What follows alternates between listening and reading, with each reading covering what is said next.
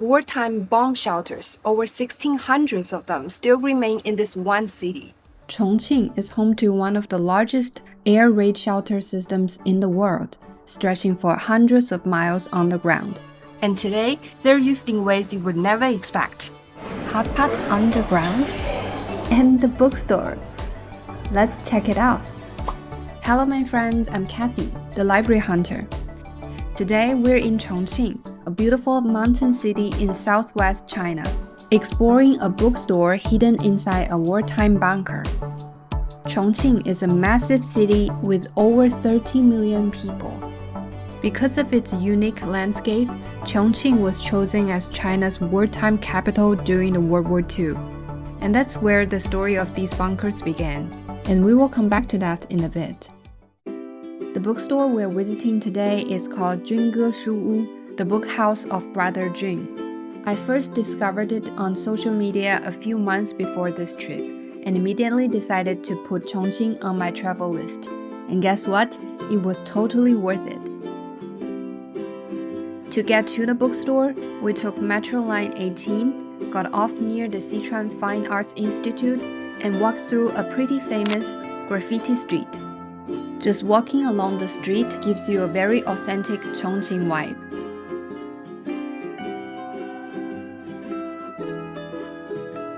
And now we're at the bookstore.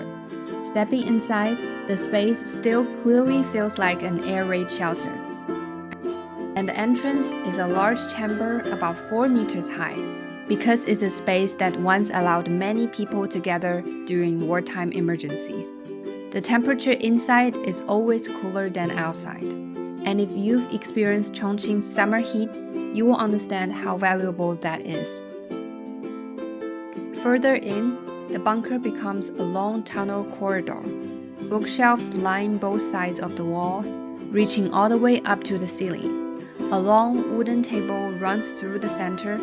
Here you will see the visitors read, write, sketch, play chess, or simply sit and rest. There are even 2 resident bookstore cats. I mean, at least 2.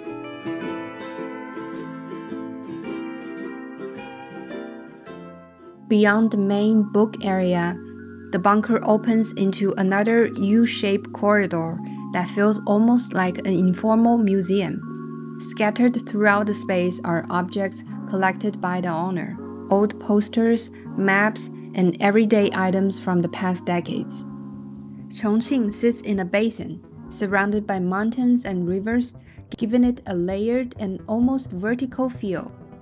To understand why there are so many bunkers in this city, we have to go back in time. This is a part of history many people don't often hear about. During World War II, Chongqing was bombed for nearly 7 years during Japanese air raids. During those years, air raid sirens became part of everyday life. In response, Chongqing people carved shelters directly into the mountains, one tunnel at a time, creating a vast underground network beginning in 1938. Together, these shelters covered more than 1 million square meters, enough to hold nearly the entire population of the city at that time. So it was basically a city built beneath the city. During the war, these bunkers were not just places to hide. Some became underground factories where production continued even during air raids. And here's something many people don't know. China's National College entrance exam, the Gaokao, was once held down here. If you know how important that exam is, you can imagine what that meant to Chongqing people. Between 1940 and 1941, students took their exams deep inside these tunnels, continuing between air raid sirens, so that the testing would not be interrupted by the bombs. It's really a different way of looking at the war, what it disrupts, and what people try to hold on to, even in the middle of it, when your home is being bombed. It reminds us, time after time, how much peace matters, and it's something we should never take for granted.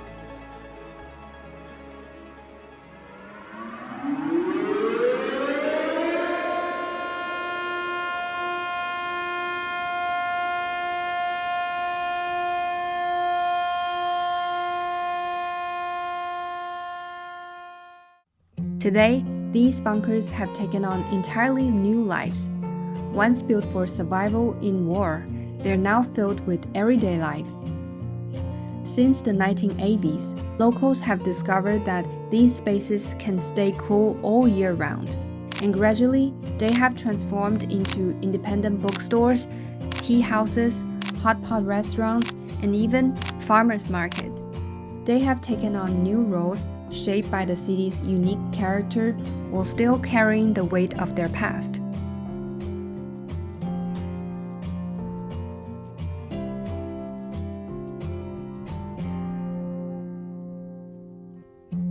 Vintage mobile phones, early video cameras, old lamps, mirrors, all kinds of small details if you look carefully. It feels like small fragments of another era. As I walk through the space, I start to notice what this place is really about. The shelves are filled with books on Chongqing, local histories, regional records, culture studies, and even rare maps you don't usually see anymore. It's one of the most direct ways to get to know a city. And at the same time, it doesn't feel like a quiet archival room. People sit here sipping tea in an old-fashioned, chatting, flipping through books. I think I can almost smell this very local, very personal version of Chongqing. The owner, Junge, Brother Jun, also serves simple drinks, including nostalgic local sodas that many people remember from childhood. In recent years, the bookstore has also become a popular fan gathering space, connected to the actors Xiao Zhan and Wang Yibo. 重庆语文儿，蛐儿，丁丁吗？丁丁儿不存在。像我们经常口语，第一句话都是不存在的一句话。对了，不存在，不存在。After Xiao Zhan visited the space on a reality show in 2021, fans started to come here from across China, searching for the same filming spots, recreating the same scenes. You can see it everywhere. Handwritten letters, banners, posters, plushes, all left behind by visitors. His fan base is massive, with millions of followers. I think it's similar in scale compared to major K-pop fandoms or global pop stars. But unlike K-pop, which is often designed for global audiences, Chinese fan communities tend to be more localized, mostly active within their own online platforms. And of course, people don't come here only for the fandom. The bookstore itself is worth spending time in. At a time when books, libraries, and bookstores are no longer the center of attention, it's quite encouraging to me to see how a bit of celebrity influence can bring people back to places like this. Based on what I saw, the owner seems to be very welcoming to this new energy, even bringing the fan letters and objects along when the store moved into its current location. But at its core, I believe this place is still a bookstore. And in a way, these two identities now coexist, a space for reading and a place where people feel connected to. Interestingly, the bookstore has even been officially recognized as a branch of the Jiulongpo District Library. There is a small metal sign at the entrance, showing its importance within the local community.